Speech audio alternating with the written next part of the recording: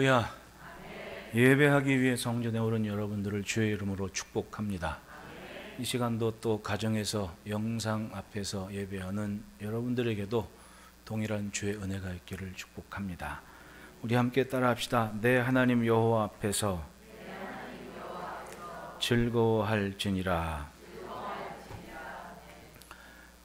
오늘도 또 해마다 우리 맥주절을 지킵니다. 오늘은 맥주 감사절을 맞이해서 과연 하나님의 말씀에 담긴 절기를 지키는 의미가 무엇인가 생각해 봤습니다. 아직 오지 않은 날을 기대하는 것은 믿음입니다. 인생 세간은 마치 정해진 철로 위에 있기만 하면 목적한 것, 또 계획한 것에 이르는 것처럼 생각하지만 사실 그 끝이 어떠하리라는 것은 아무도 모르는 일 아닙니까? 아직 오지 않은 시간은 확신할 수 없고 확정할 수 없는 겁니다. 우리는 만났을 때 알게 되고 경험한 후에 깨닫게 됩니다. 모든 일이 그렇지 않습니까? 우리가 다 알고 있는 것 같은데 만나보지 않으면 모르는 것이고 경험하지 않으면 여전히 모르는 겁니다. 성경을 통해 볼 때 우리가 그 모든 일의 끝을 누가 준비합니까? 누가 알고 계십니까? 하나님 말고는 아무도 모르는 겁니다.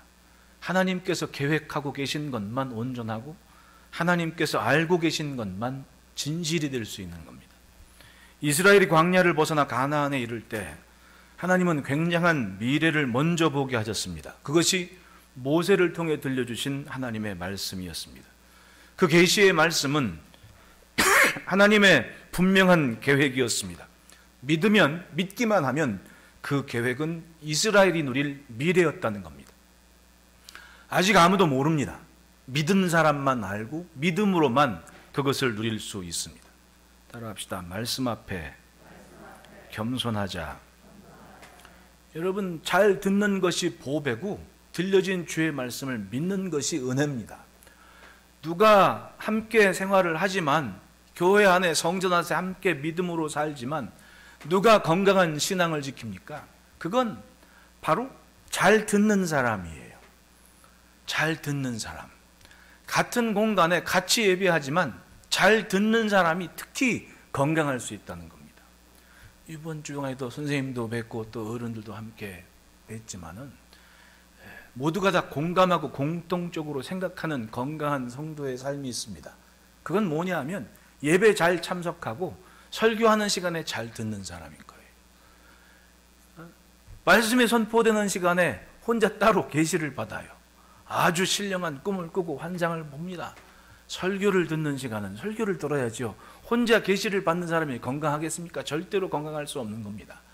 잘 듣는 사람, 그 사람이 건강한 거예요. 당장에 오늘 본문의 말씀을 한번 보십시오.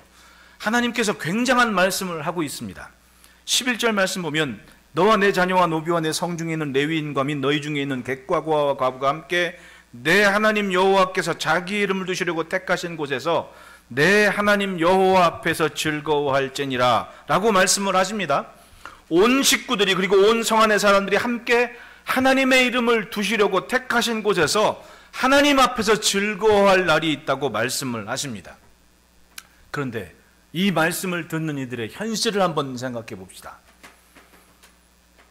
신명기의 말씀을 선포하고 지금 당장에 이 말씀을 듣고 있을 때의 이스라엘의 상황은 약 40년 동안 뭐를 먹고 살았습니까? 만나만 먹고 살았어요.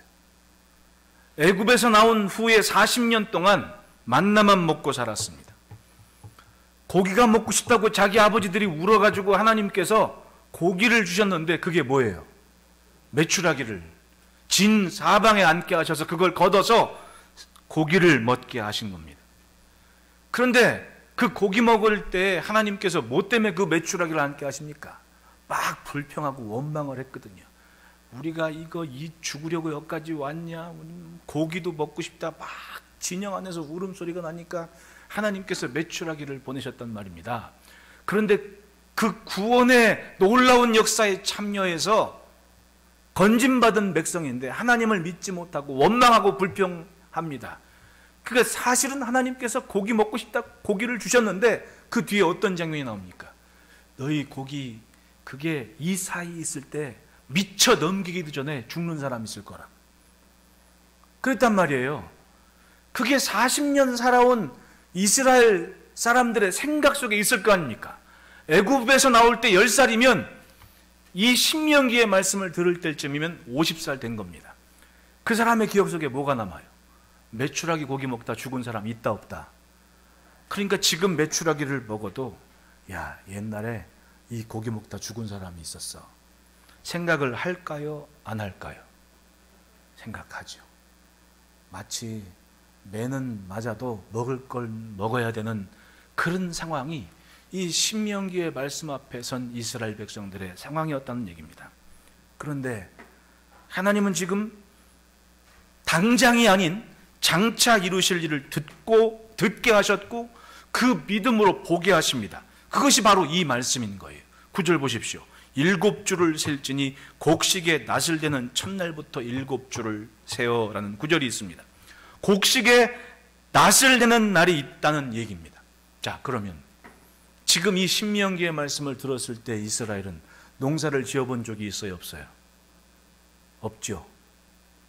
농사를 지어본 적이 없는 사람한테 너희가 씨를 뿌리고 땅이 곡식을 내줄 때 곡식에 처음 낫을 대는 날이 있을 거다. 그 날부터 7주를 세도록 너희는 추수하게 될 것이다.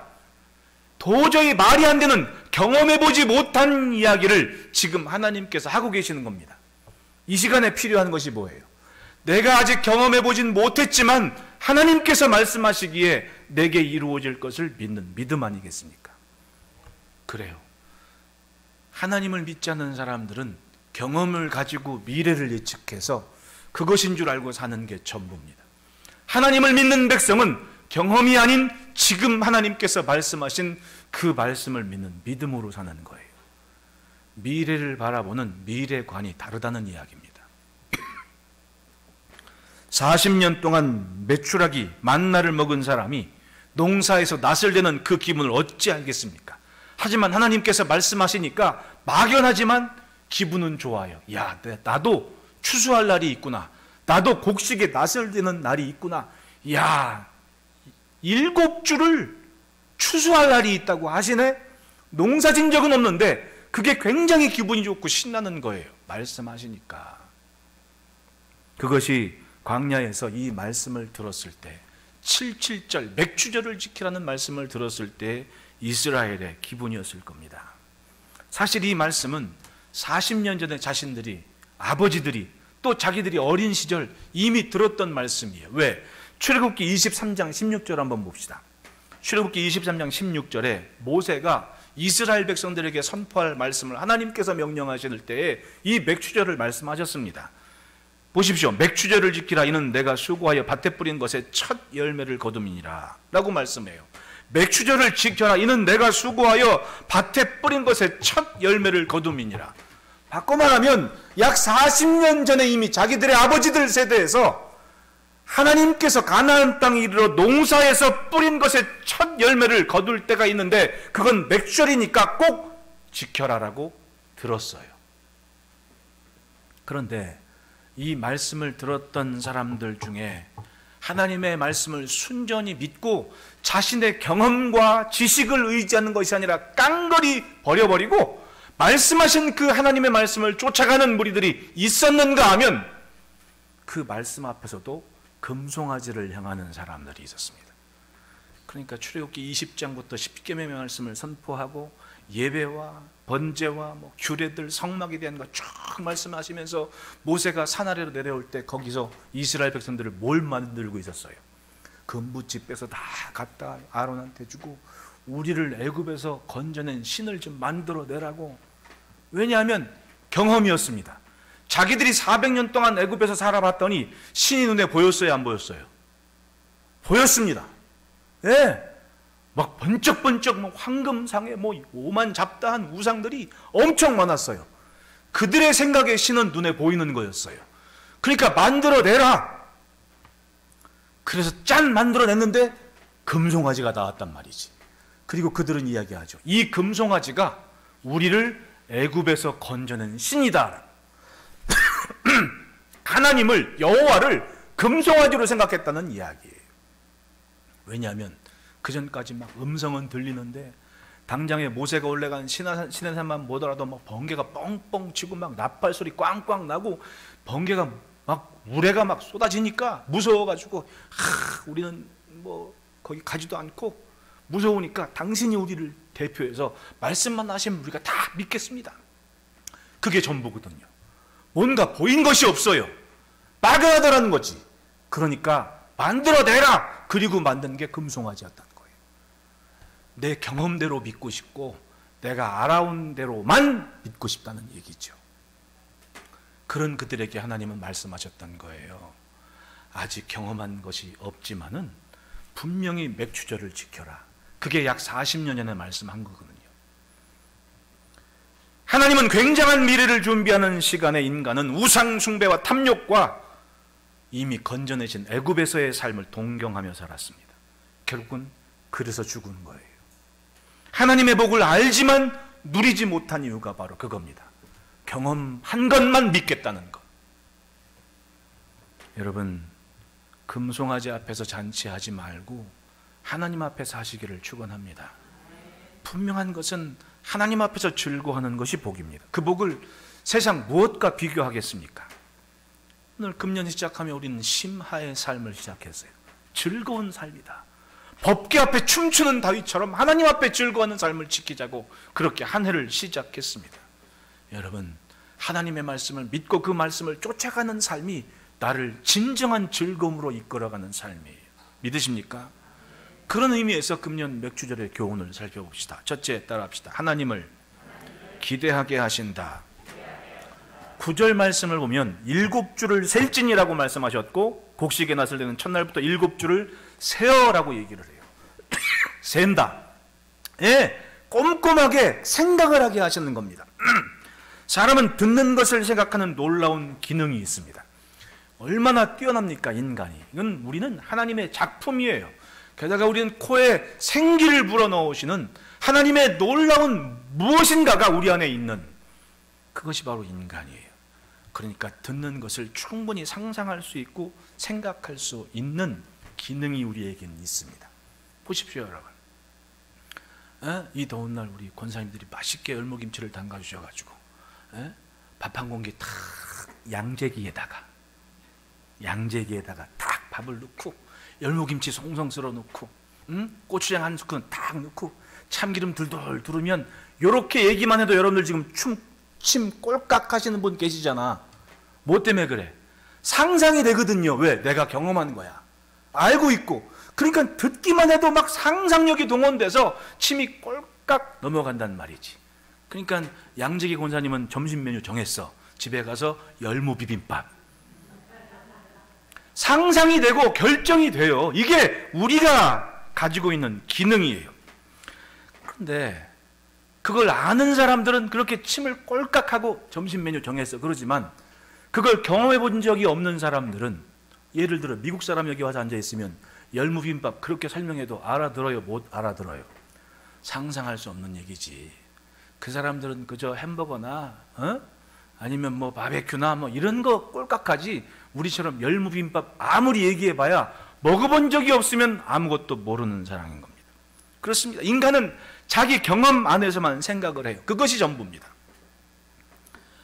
목회 얘기도 썼지만 미국에서 있었던 일입니다. 지난달 15일에 코로나 확진 판정을 받고 병원에 입원했는데 5일 만에 죽었어요. 20일 날 죽었단 말이에요. 그런데 19일 날 밤에 이 사람이 자기 페이스북에 자기 그 상황을 알려요. 나는 내 가족한테 정말 나쁜 짓을 했다. 나는 바보처럼 행동했다. 바보로 살았다. 그리고 덧붙인 이야기가 집 밖에 나가려거든 마스크 꼭 쓰고 사회적 거리두기를 꼭 지켜라. 그게 그 사람이 죽기 전날 한 마지막 일기예요. 소망했지요. 하나님의 은혜라면 나를 꼭 살려주십시오. 그런데 죽었어요. 얼마나 애석한 일입니까? 이 사람은 죽기 전까지 경험해 봤더니 자기가 경험한 것만 믿고 살았어요. 이웃집에서 바베큐 파티한다고 친구들 막 불렀어요. 한 14명 모였나 봐. 12명이 코로나 바이러스 확진자가 돼버렸습니다. 그 중에 한 사람이 이 사람인 거예요. 거기까지 이 사람들은 무슨 마스크냐고. 여러분 뉴스에도 보죠. 미국에 있는 사람들, 우리 동양 사람, 한국 사람들 특히 마스크 쓰고 사면 환장하고 막 침 뱉고 가라고 막 난리치잖아요. 왜? 이 사람들 경험에 마스크 쓰는 사람들은 나쁜 병 옮기는 사람 아니면 환자. 그렇지 않으면 마스크 쓸 이유가 없는 거야. 그러니까 그렇단 말이지. 근데 지금은 지나 보니까 어떻게 됩니까? 이제는 대통령, 미국 대통령도 마스크 쓰라고 얘기를 해요. 가볍게 여겼던 사람들이. 왜? 그전까지는 이제까지 알고 있는 대로만 얘기를 했어요. 무슨 마스크냐고. 그런데 사람 죽어보니까 마스크 꼭 써야 된다고 라고 얘기를 해요. 이게 인간의 한계입니다. 아직 경험해보지 못한 것 앞에서 이제까지 알던 대로, 해오던 대로 행동한 결과가 죽음이었다는 것. 상상할 수 없었던 일이 벌어지고 말았습니다. 우린 안 그렇습니까? 여러분, 새로운 것 앞에 명쾌한 답이 없어요. 이제껏 경험해보지 않은 일이 맞닥뜨린 채로 2020년에 6개월이 지나갔는데 명쾌한 답은 아직도 없습니다. 막연하게 그냥 마스크 꼭 쓰고 사회적 거리도 이렇게 지켜라. 그런데 사람들은 에이 괜찮겠지 하면서 모여요. 우리 아파트, 우리 집 앞에 아파트 새로 지난달에 이사 왔는데 그 집 아저씨 아주 마스크도 안 쓰고 돌아다녀요. 어제 우리 아들이 아빠 엘리베이터에서 꼭 마스크 쓰라고 막. 사람들은 괜찮겠지 그리고 살아요. 그런데 난리 나는 겁니다. 교회도 그렇지 않습니까? 지켜나가야 돼요. 어떡하든 꼼꼼하게 지킬 것 지키고 괜찮겠지 그러다가 또 여기저기 또 문제가 나기 시작하면 어떻게 되냐고요. 날 수도 있고 안 날 수도 있어요. 하지만 생각은 해야 되지 않습니까? 그 뒤의 일을. 인간 중심의 사고를 벗어나지 않은 사람들은 경험한 것만 믿고 살아요. 이제까지 괜찮았는데. 이스라엘을 보십시오. 광야를 지나 가나안의 목전에 이르렀습니다. 신명기가 선포된 때 그 시기가 언제입니까? 신명기 1장 1절에 이는 모세가 요단 저쪽 숲 맞은편의 아라바 광야 곧 바란과 도벨과 라반과 하세롯과 디사압 사이에서 이스라엘 무리에게 선포한 말씀이라고 시작한 그 말씀이 3절에 이렇게 말씀해요. 40째 해 11째 달 그 달 첫째 날에, 즉 40년 꽉 채워서 11째 날 첫째 날에 신명기의 말씀을 시작했다는 거예요. 결국은 출애굽기와 신명기 사이에 약 40년 세월이 휙 하고 지난 겁니다. 그 40년간 이러저러한 사건들이 많았습니다. 이스라엘의 사고가 달라졌어요. 어떤 사고냐? 여러분 처음 보십시오. 홍해 나왔을 때 우리를 죽게 하려고까지 있거든요. 불평했어요, 안 했어요? 했습니다. 하나님께서 모세에게 가만히 있어 내가 하나님 됨을 알지어다. 그리고 모세가 지팡이를 들자 홍해가 쫙 갈라지고 마른 땅 건넜습니다. 그랬으면 믿어야 되는데 불평했어요, 안 했어요? 물이 없어 죽겠다고 난리를 치니까 하나님께서 반석을 쪼개 물이 솟게 하셨습니다. 살려주신 거예요. 그랬는데도 또 하나님 불평하고 원망하고 먹을 거 없다고 난리치니까 하나님께서 매출하게 않게 하셨는데 참 그 원망 듣고 그런 원망 어떡합니까 하나님이. 그러니까 불뱀을 보내셔서 다 물려 죽게 하셨습니다. 노뱀을 만들어 장대 만면 산다. 봐라 쳐다본 즉 산이라라고 말씀해요. 참 이런저런 일 굉장히 많았습니다. 그러니 10살 때 그 꼴 본 이스라엘 소년이 있었다면 몇 살 된 거예요? 50살 된 거예요. 그럼 40년 동안에 이 소년이 지켜본 일들은 뭐였습니까? 원망하고 불평하고 죽고 가나안 땅 실컷 보고 12명이 정탐하게 왔는데 2명 빼고는 우리 다 죽었다고 말하고 앉아 있으니, 근데 그것 때문에 어떤 일이 벌어집니까? 하나님께서 야 너희는 가나안 땅 지금 들어가지 말고 광야로 다시 돌려서 광야 생활을 좀 해야겠다. 그리고 오늘 불평한 애굽에서 나온 60만 장정은 누구도 그 가나안 땅에 들어가질 못할 거야. 단 2명은 뺄게. 누구? 갈렙과 여호수아. 나머진 다 광야에서 죽은 거예요. 한번 상상을 해봅시다. 1년 내리 살도록 장례식 가는 거 몇 번 가요? 아는 친지 뭐 이렇게 막 해봐야 많이 가야 뭐 20번, 바쁜 사람들 뭐 30번 간다 하지만은 평범한 사람들은 10번 이상 안 가요. 근데 여러분 40년 동안 59만 9,998명을 장례식 치렀다고 한번 생각해 보시라고. 10살에 나왔던 소년들은 매일매일 40년 동안 뭐 본 거예요? 옆에 장막에 아무개 늘 본 거예요. 내 생각하기에 이 40년 동안 광야 생활하신 분들은 장례식은 도텄어. 왜? 맨날 해야 됐거든. 맨날. 뭐 때문에? 하나님 원망 불평하고 자기 경험만 생각해서 불평했던 사람들은 다 죽은 거예요. 광야에서. 그 세월을 지내온 이후에 신명기를 맞이한 세대란 말입니다. 이 사람들의 믿음이 보통 믿음이겠냐고요. 분명히 달랐습니다. 이들은 말씀하신 하나님 앞에 아멘 하고 그 말씀 그대로를 받아들일 수 있는 믿음이 생긴 거예요. 따라합시다. 살다 보니 철들었다. 말씀하신 하나님을 순전히 기대할 수 있는 믿음이 생긴 거예요. 왜? 살아온 삶을 보니 원망해서 죽고 불평해서 죽고 매출하게 먹다 죽고 그게 현실이었잖아요. 근데 지금 하나님은 40년 전 자기 아버지가 들었던 얘기를 또 말씀하시는 거예요. 77절을 지켜라. 곡식의 낫을 대는 첫날부터 7주를 세어라. 그 말씀을 듣는 순간 기대를 할까요? 안 기대할까요? 충분히 기대하죠. 예, 그렇습니다. 하나님께서 절기를 지키게 하신 것은 하나님을 기대하게 하신 손길이었습니다. 이스라엘은 이제 하나님께서 말씀하시는 것을 기대할 수 있었습니다. 생각할 기능이 가슴에 생겼습니다. 그 말씀을 들으니 가슴이 뭉클하고 심장이 뜹니다. 아, 내게도 그날이 있을 것이다. 순전하게 하나님을 기대할 수 있었습니다. 그리고 마음으로 다짐하겠죠. 꼭 세고야 말 거야. 곡식의 낫을 대는 첫날부터 세고야 말 거야. 보이지는 않지만, 손에 만진 적은 없지만, 농사 해본 적도 없지만 그 일이 있을 것이라고 기대한다 못한다? 기대할 수 있다. 만나만 40년 먹었습니다. 그런데 하나님께서 이미 그 요단강 건너편에 이르기 전에 정탐꾼이 보고 온 그대로 각 지파와 기업과 가문에 따라서 땅을 이미 분배해서 나눠 갖게 하셨습니다. 내가 차지할 땅이 저곳에 있는 것을 그들은 기대하며 그 땅에서 씨 뿌리고 경작할 첫 수확을 할 날이 있을 것이라는 기대감을 갖게 됐다는 거예요. 여러분, 맥추절은 들려진 말씀에서 하나님께서 준비하신 내일을 기대하는 날입니다. 그렇게 절기를 맞이하시기를 축복합니다. 어떤 사람은 그래요. 경험과 지식이 전부인 사람, 똑똑한 사람들은 그렇게 얘기하죠. 아, 요즘 때 우리가 무슨 보리 농사도 안 하는데 무슨 맥추절이냐고. 예, 경험과 지식이 전부인 사람은 충분히 그렇게 이야기를 합니다. 그런데 하나님이 절기를 지키게 하신 목적이 있습니다. 내일을 계획대로 살지 말고 내가 선포하는, 내가 너희에게 가르친 그 말씀 안에 내일은 나를 기대하며 살아라. 그게 절기를 지키는 믿음인 거예요. 둘째로는 따라합시다. 말씀을 품고 성장하게 하신다. 10절 보십시오. 같이 읽습니다. 시작.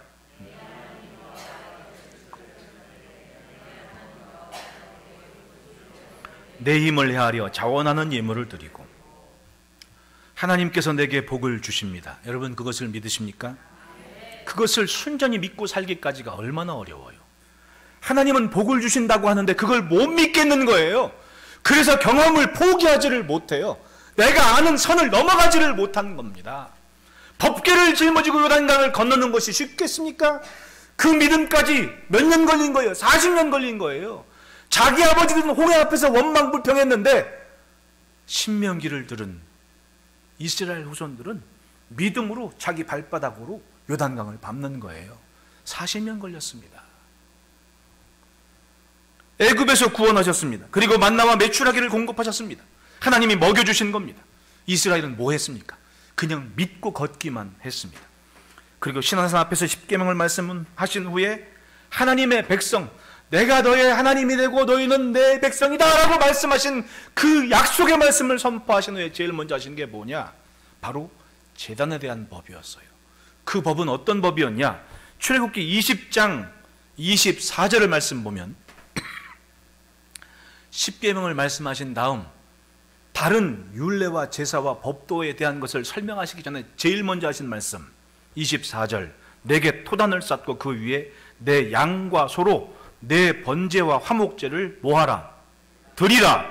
내가 내 이름을 기념하게 하는 모든 곳에서 내게 임하여 복을 주리라. 내 이름을 기념하게 하는 모든 곳에서, 그곳이 어디든 내게 임하여 복을 주리라. 뭐하면? 토단을 쌓고 그 위에 양과 소로 내 번제와 화목제를 드리면. 이것이 하나님의 백성의 시작이에요. 드리고 복을 받는다.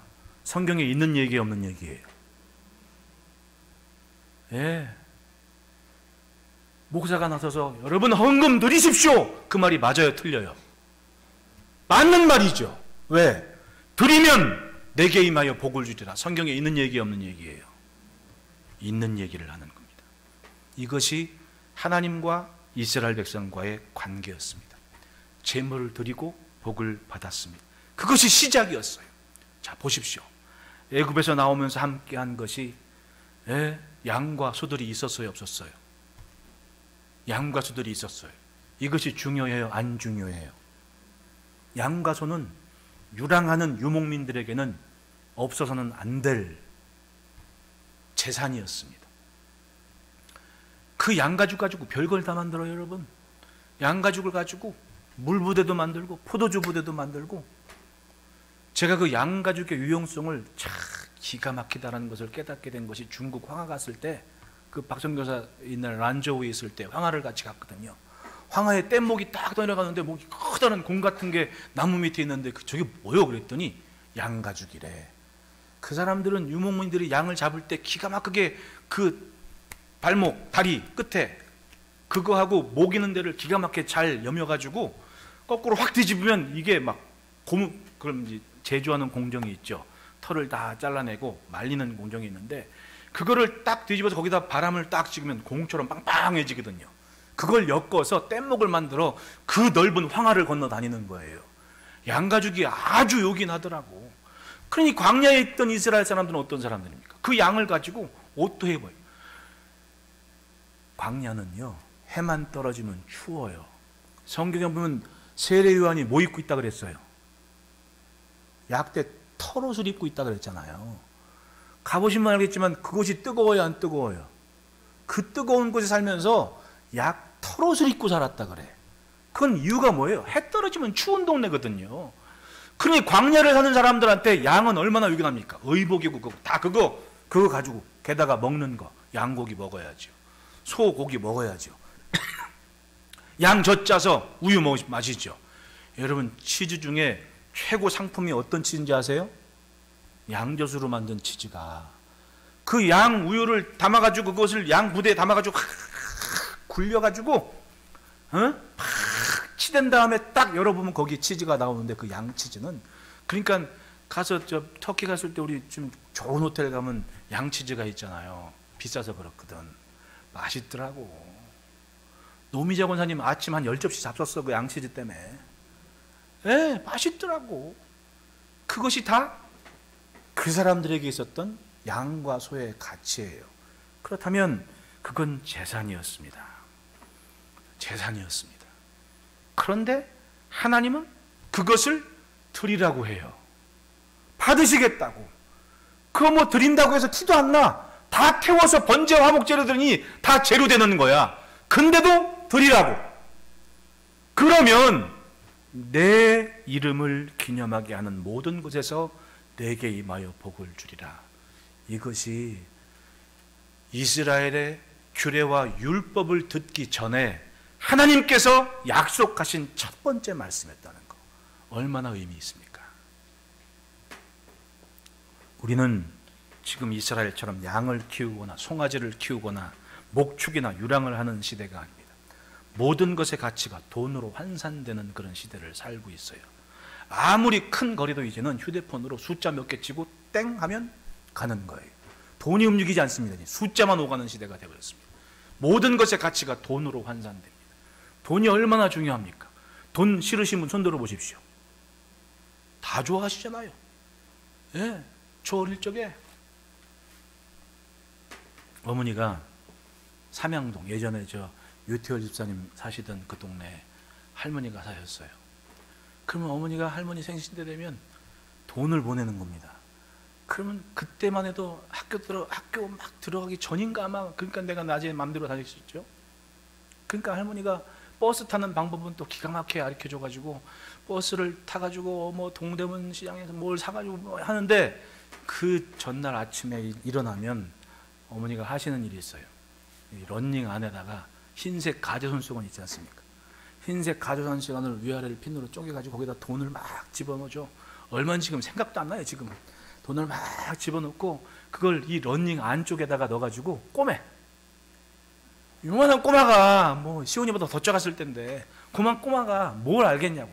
그러니까 그걸 런닝에다 꼬매. 그러면 꼬마는 이게 보고 있는 거지. 아, 돈이 들어가구나. 돈이 들어가는데 돈인지 뭔지 솔직히 또 어떻게 알겠어요? 버스 겨우 타는 애가. 그러면 그 꼬마애가 할머니 심부름 간다고 그러면 여름이었던 걸로 기억해. 수박 한 통 들면 그걸 두고 낑낑대고 버스에 타면, 근데 또 정이 있어가지고 차장 누나가 꼬마가 수박 들고 버스 탄다고 그 애를 데려다가 버스 운전소, 옛날에 버스 기사 옆에 엔진 뚜껑이 이렇게 있었어요. 그러면 그 차장 누나한테 버스를 태워주면서 얘 어디서 내려주세요 엄마가 얘기하면 차장 누나가 그거 기억했다가 버스 기사한테 얘 여기 앉혔다가 어디 내릴 때 되면 내려보내달라고 하면 버스 기사가 알았다고 하면 그 꼬마가고 앉아가지고 그 엔진 뚜껑 앞에, 뜨겁잖아요. 솔직히 여름인데, 겨울이면 좋은데 여름이면 뜨겁거든요. 거기 앉아가지고 그걸 땀 찔찔 흘리면서, 왜? 쌈에 쓰니까 여름이어도 입어야 돼 옷을. 땀 찔찔 흘리면서 앉아가지고, 야 너 땀 무지 흘린다. 예 더워요. 그리고 가는 거야. 그리고 수복 던지고 삼양동 그 고개 중턱에 쭉 올라가면 할머니가 딱 가면 내가 배를 딱 내밀면 그걸 딱 뒤밀어가지고 가제손 수건을 딱 꺼내면 돈이 나온 거지. 그때부터 알았어요. 아, 돈이란 이런 거구나. 솔직히 지금 다 그렇지 않습니까? 여기 어른들 계시지만은 생신 때 중요한 날, 뭐 이것저것 사오는 것보다 솔직히 봉투 받는 게 더 좋잖아요. 안 그러신가 보네. 그게 돈으로 환산된 거예요. 그러니까 지금 우리는 어떻게 돼? 절기나 뭐나 다 그렇게 돈을 예물이 되어 드리도록 하는 거예요. 이것이 중요해요. 내게 있을 때는 이것이 돈입니다. 그러나 드리는 시간에 이것은 뭐가 되는 거예요? 재물이 되고 예물이 되는 거란 얘기죠. 이건 이스라엘이 양과 소를 드리는 것과 똑같아요. 양과 소를 드렸는데 하나님은 뭐라고 얘기해요? 예물이라고 하시지 않습니까? 하나님께 드리는데 여전히 돈으로 생각하는 사람은 인간 중심의 생각을 여전히 벗어나지를 못하는 거예요. 경험치를 넘어서지를 못했습니다. 그러니까 드렸는데도 그게 돈인 거야. 그런데 믿음이 성장한 사람은 어떤 사람입니까? 이건 더 이상 돈이 아닌 거예요. 하나님께 드려진 재물이고 예물이 된다는 얘기입니다. 어떤 사람들은 목사가 헌금 얘기를 하면 돈 얘기한다 그래요. 목사는 돈 얘기한 적 없습니다. 헌금을 얘기했습니다. 드려진 예물과 재물을 얘기한 것이지 돈을 얘기한 것이 아니에요. 돈이라고 생각하는 이유는 뭡니까? 여전히 내 주머니에 있는 것을 생각한 거예요. 내 주머니에 있는 이건 돈인 거예요. 이것이 드려진 순간 이건 예물이 되고 재물이 된다는 얘기입니다. 그것은 성장하지 않으면 깨닫지 못하는 이야기입니다. 믿음이 자라는 사람은 돈이 예물이 되고 재물이 되는 원리를 알아요. 출애굽기 20장 24절 다시 한번 읽어봅시다. 시작. 내게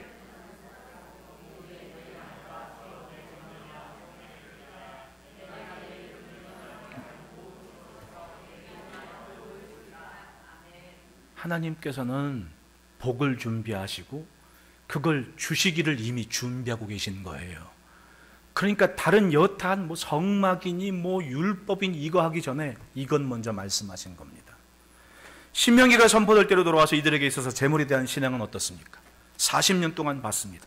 제단에 태워지는 제물의 모습이 제가 되어 사라지는 제물이었지만 연기가 되어 하늘로 타오르는 그것이 자신들의 삶인 것이고 자신들의 소원인 것이고 자신들의 미래를 약속하신 하나님께서 받으시는 번제인 것을 믿고 40년 세월을 보내왔던 거예요. 할렐루야. 예배하는 경험, 예물 드리는 경험 있는 것과 없는 것은 같지 않습니다. 눈앞에 가나안이 보이고 곧 들어갈 복된 기업의 마음이 같습니다. 왜냐하면 정말 구체적으로 하나님께서 묘사하신 겁니다. 곡식의 낫을 대는 첫날부터 7주를 세라. 그리고 그 절기에는 하나님께서 내게 주신 복을 헤아리는 날입니다. 확인하는 날, 그리고 힘이 되는 대로 마음에서 우러나는 자원하는 예물을 드리게끔 약속하셨고 말씀하신 거예요.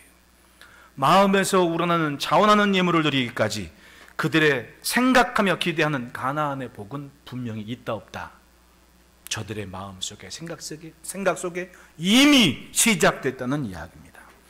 자신들의 조상들은 이 말씀을 듣기 전까지 금송아지를 만들었습니다. 온갖 금붙이 다 모아서 금송아지를 하나님인 것처럼 착각하며 살았어요. 왜? 경험을 넘어서지를 못했습니다. 경험대로만 생각하다 보니 눈에 보이지 않는 하나님은 상상할 수가 없었던 거예요. 금송아지라도 만들어 놓고 그걸 하나님이라고 생각하고 싶었습니다. 지금도 마찬가지죠. 자기 마음대로 예수 믿는 사람 얼마나 많아요. 말씀과 상관없이 경험까지만 믿겠다는 사람들이 얼마나 많습니까? 다 금송아지 앞에 있는 거 여전히. 그런데 40여 년 광야를 지나온 이들은 성막을 보고 제단을 보면서 하나님께 주실 복을 기대하며 살아냈습니다. 그리고 그 복을 확인하는 날이 있음을 믿고 하나님 앞에 자신들의 삶을 아멘하며 내려놓기 시작했던 겁니다. 그래서 믿음은, 따라합시다, 감당한 만큼 잘한다. 그러니까 여러분, 양과 소가 예물이 되는 것, 즉 내게 있는 돈이 하나님께 드려진 예물이 되는 것, 그것은 감당한 사람만 아는 하나님의 복인 거예요. 금송아지 앞에서 좋아하지 말고 하나님 앞에서 즐거워하시기를 축원합니다. 셋째, 따라합시다. 하나님께서 즐겁게 하신다. 11절 마지막에 내 하나님 여호와 앞에서 즐거워할지니라 라는 구절이 있습니다. 사람은 지나온 길과 나아갈 길 사이에서 올바른 선택을 항상 해야 됩니다.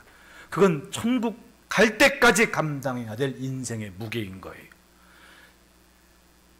지나온 길과 나아갈 길 사이에서 뭔가를 계속해서 선택을 합니다. 이 선택에 지혜롭지 않으면, 이 선택에 믿음이 없다면 항상 불행한 거예요. 오늘 선택한 것에 대한 결과는 반드시 내 책임이기 때문에 그래요. 내 인생은 내가 책임진다고 분수에 넘치는 생각을 하며 사는 인생이 얼마나 많습니까? 책임질 수 있다고요?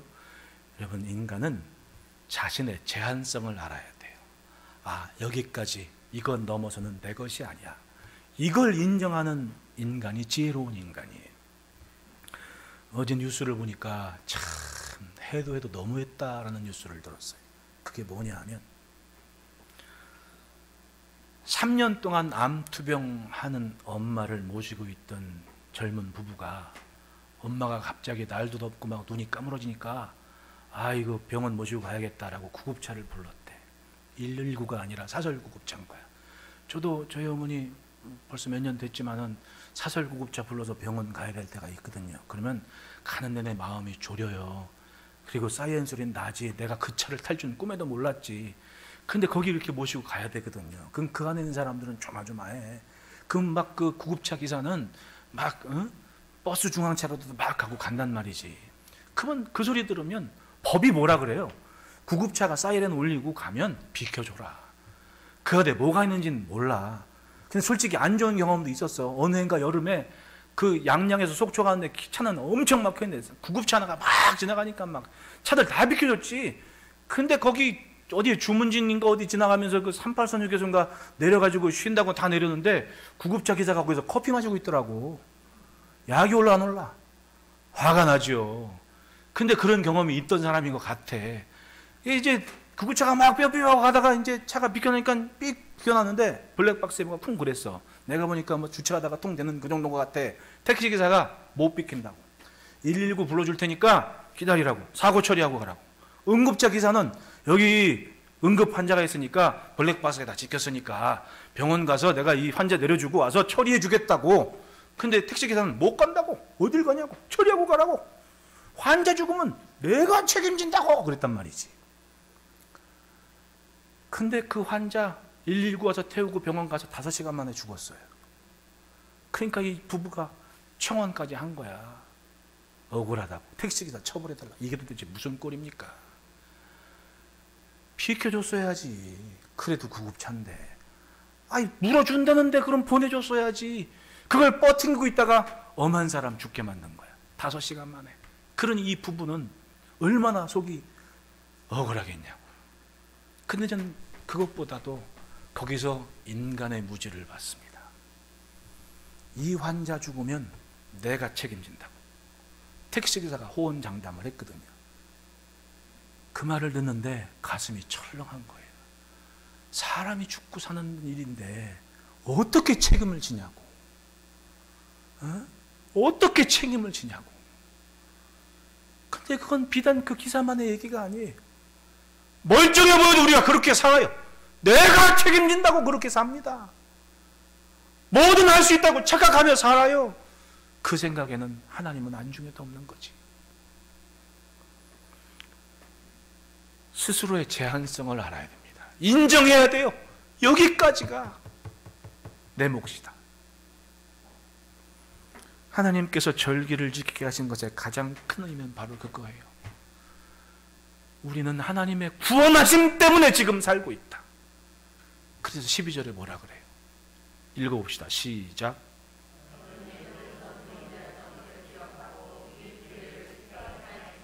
하나님을 생각하며 사는 인간, 하나님께서 책임지신 인간이 우리인 것을 잊지 말고 살아라. 그것이 절기를 지키는 목적인 거예요. 본인 농사에서 한 게 아닙니다. 하나님의 구원을 생각하게 했는데 하나님이 얼마나 은혜로우신지 가장 좋은 날, 가장 기쁜 날 하나님을 생각하게 하시는 거예요. 그것이 해마다 절기를 지키는 의미라는 겁니다. 아시겠습니까? 광야의 이스라엘이 그 시점에서 깨달아야 된 것들을 생각해 보십시오. 많은 사람이 죽었습니다. 애굽에서 나온 장정 60만 중에 2명 빼고 다 죽었습니다. 40년 동안 그걸 눈으로 봐왔습니다. 그리고 하나님께서 내어진 범죄와 화목제를 보며 율법과 규례를 듣고 그것을 지켜 40년 살아냈습니다. 그들에게 77절을 지켜라, 맥절을 지켜라, 이 말씀이 얼마나 귀한 말씀입니까? 가슴판에 각인된 하나님을 기뻐하는 날이 저 앞에 있다는 것을 믿고 순종하고 믿으면 내드릴 수 있는 삶이 됐던 거예요. 그들은 이야기했을 겁니다. 따라합시다. 곧 그 날이다. 이 믿음이 꿈틀하며 저들의 가슴을 뛰게 했던 겁니다. 곧 그 날이 있을 거다. 이들은 하나님의 말씀을 품고 내일을 향해 행진하는 무리들이 됐습니다. 그래서 신명기 후에는 여호수아가 이스라엘 백성들을 이끌 때 그 선포한 말씀대로 주저하지 않고 요단을 건넜습니다. 발바닥으로 요단 강물을 밟았습니다. 마른 땅이 아니라 강물이 흐르고 있는데 법궤를 짊어진 제사장들은 기꺼이 자신들의 발바닥으로 그 강물을 밟았다는 거예요. 그 다음 강은 멈추고 이스라엘 온 무리가 마른 땅을 건넜습니다. 할렐루야. 믿음이 달랐습니다. 40년 전과 이 시점은 같지 않았습니다. 하나님께서 즐겁게 하실 날이 있는 것을 믿고 하나님 앞에 즐거워하는 삶을 지키는 것이 절기를 지키는 신앙과 자세였던 겁니다. 우리는 성경에서 살아낸 삶의 믿음을 찾아야 됩니다. 그걸 붙잡아야 됩니다. 그것이 오늘 내 것이 되도록 그렇게 살아내는 책임이 곧 우리의 믿음이 되어야 됩니다. 아직 아무것도 추수한 것은 없지만 곧 추수할 것을 믿고 하나님 앞에 즐거워할 것을 기대하며 자원하는 예물을 준비하는 것, 그것이 하나님께서 복을 주실 인생의 모습이었던 거예요. 여러분, 하나님의 손길을 믿고 기대하는 이들에게 주실 하나님의 복이 있습니다. 이 절기에 그 복을 가슴판에 새기고 그것을 향해 발걸음을 옮기는 은혜가 있기를 축복합니다. 기도하겠습니다.